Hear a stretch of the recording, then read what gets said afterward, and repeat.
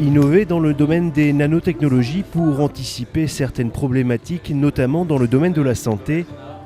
L'enjeu est sociétal et s'avère crucial pour l'avenir. C'est l'un des nombreux thèmes abordés lors de la journée Nano Inside organisée le 3 octobre dernier à Grenoble École de Management.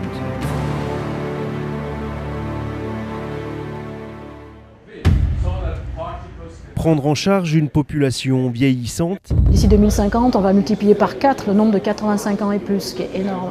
Atteinte par des pathologies chroniques en augmentation constante, 15 millions de porteurs aujourd'hui, 20 millions d'ici 5 ans. C'est aujourd'hui l'un des champs de recherche et de développement qui anime tous les laboratoires et professionnels de santé. Je ne fais pas un topo sur le vieillissement de la population. On est plus nombreux, on est plus âgés et on est plus malades. Donc oui, il y a un vrai enjeu de prise en charge qui se pose à nous, sachant qu'on ne pourra pas tous aller dans des établissements. Et d'ailleurs, ce n'est pas forcément nécessaire. L'hôpital n'est pas le seul outil. Et donc il faut qu'on invente d'autres outils, notamment des outils à domicile et des outils à distance. Difficile de construire 2 fois plus d'hôpitaux et de former 4 fois plus de médecins. L'invention de nouveaux procédés, de nouveaux outils s'avère alors nécessaire pour prolonger l'autonomie des personnes âgées, leur maintien à domicile et ainsi maîtriser les coûts de santé.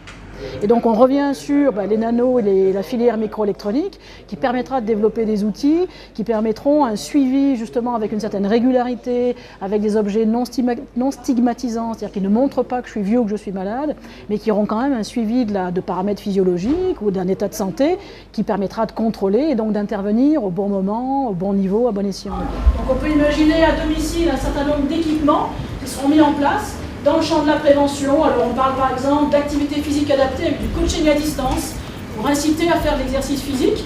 Mais il y a aujourd'hui des startups qui se créent pour proposer des accès web par exemple à des programmes d'activité physique paramétrables. Connaître les enjeux et les divers champs d'application des innovations nanotechnologiques dans le domaine de la santé se révèle essentiel pour ces étudiants évoluant pour la plupart en master management des entreprises de biotechnologie, puisque ce sont eux qui apprendront dans leur future entreprise, société, laboratoire ou organisme d'accompagnement les problématiques managériales propres au domaine des sciences du vivant.